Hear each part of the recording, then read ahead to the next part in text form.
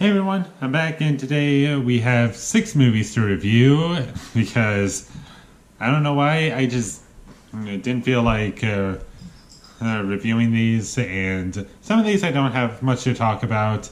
A lot of these movies I really don't like, and there's just not much to say about them for the most part.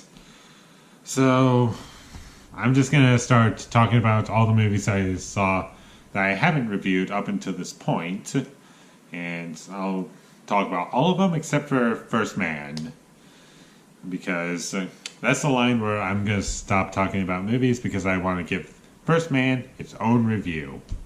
Now that you get to what my plan is, here are the movies I saw that I've not yet reviewed, but I'm going to now. Starting off, we have Crazy Rich Asians. If you saw my last video, then you would know that this is the movie I would talk about first. And here we are. It's fine. I just didn't get much out of it, to be honest. I went to the theater hoping to like it, and walking out, I just thought it was kind of dull and bland. The romance I didn't think worked very well. I think the actors were very good. We have the guy who was our main character's boyfriend. He was really good, and he's also in A Simple Favor, which we'll get into. But for the most part, it's fine, serviceable.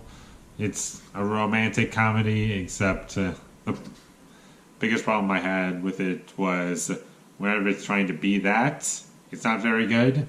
But when it's being very serious, that's where it shines. It's actually pretty good. In terms of laughs, the only character I found entertaining was the guy who was having our main character, whatever her name is, he was helping out with dresses. That's that character. I found him entertaining. Don't walk into this movie hoping to really like it or think it's one of the best movies of the year, because it's not. Despite what websites tell you about it. Crazy Rich Asians, it's a nice looking movie. You're not going to get much out of it. Well, I didn't get much out of it. But it's a serviceable movie. If you're looking for just time to kill, or just want to have a little bit of fun, or just want to watch something, it's completely acceptable in that regard. But aside from that, you don't need to see this movie. So I'm going to give Crazy Rich Asians a C+. It's fine. There's nothing to talk about, really. Because what do you want me to talk about? I literally have nothing. Now let's move on to The Predator. What happened? Like, this movie had everything going for it, according to my eyes and my brain. It had everything going for it, and they just blew it. The performances are really bad, and the director, Shane Black, he made The Nice Guys, which I thought was really great. Iron Man 3, he also did Kiss Kiss Bang Bang. That movie's pretty awesome. And he's also the writer of the original Lethal Weapon. And he's also the star in... This movie had everything going for it. And in the end, I don't know what happened. The special effects in this movie are really bad. Like, just terrible. In terms of things that I liked...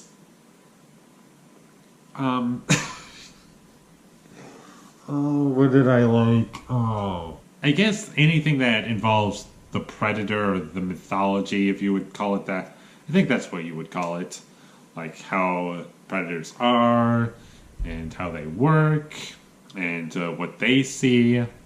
And the predators themselves are cool in this movie, even if they don't look real. And the humor in this movie. This is by far one of the biggest shock for me. The humor is just awful. Like, you watch Kiss Kiss Bang Bang or The Nice Guys, for me at least, they're really funny movies. Even Iron Man 3 is really funny. What happened, I will never know.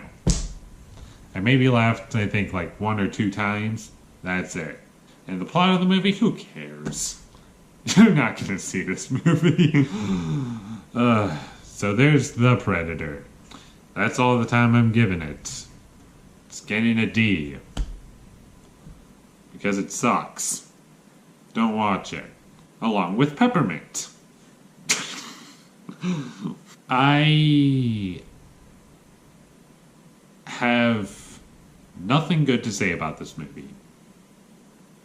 Nothing. It's poorly shot, the acting's awful, the music's awful, the action is awful.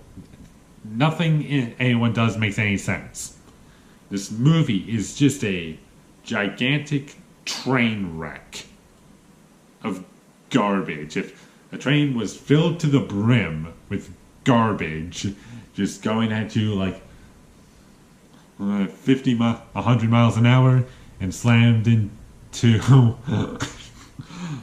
I mean, just keep going, and then bam, it crashes. All of the garbage just flies forward, and it somehow fell into this movie. That's Peppermint. Why is this movie called Peppermint? This is probably maybe my least favorite movie of the year, and this movie will get a nice, gentle F. A Simple Favor. This is a much better movie than the movies I've already mentioned. And I think you know the plot for this movie, and I enjoyed it.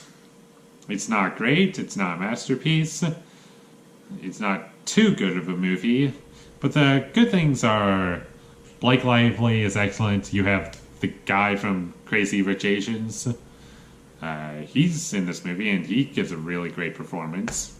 Like, those two are the best actors in this movie. I'm not saying the rest of them are bad. Anna Kendrick is pretty good. The main thing that kind of, I guess, bothered me throughout the movie is... well, it's not really one thing. It's an assortment of things. The story is interesting. It's not all great. There's some really bad comedy in this movie. Really, really bad comedy. And the third act is just...